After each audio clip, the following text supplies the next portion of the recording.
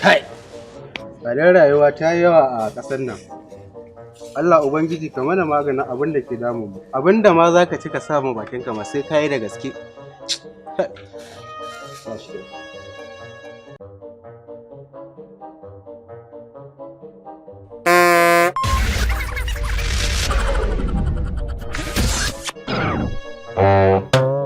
Sannu malam.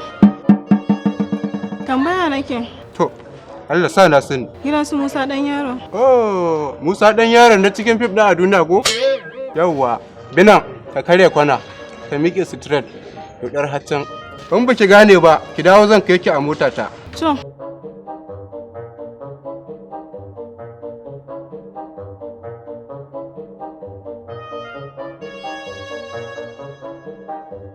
Allah kai mana maganin abin da ke damu. Amma sun ba abin. Abokina ya ce. Gai.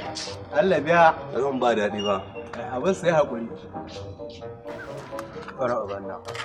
Wato kai ma kana amsa kebura kina. Kai abokina tun jiya gaba na cin abinci. Ai ko ga wata taliya nan. Allah malam. Ka san me zai faru? Ka ci ka rage masu Ni kuma lokacin ina yin ka kana da kirki amma wani lokacin kai ɗan iska ne makaraci ne. Kai dai ni na fi gane mu je mu ɗan nema na kanmu. A ɗan je sana'an nan koya take in kana Eh? Ana samu. Ka rage min fa. Ba komai. Aka yana hannun ba komai. Eh? Eh. Ta rayuwa. In kana jin yunwa. Wai ka ji mi nace? Kada ka So ne fa ka rage min fa.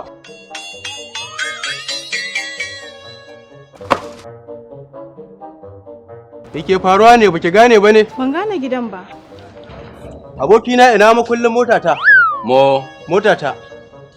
Kai da akwai dan iska. Kai da ko kaza ba kai ta zo ka ce mun kana da mota? Kai da mota. Wallahi. Allah ya ga muna faɗa kan taliya. Ka ce muka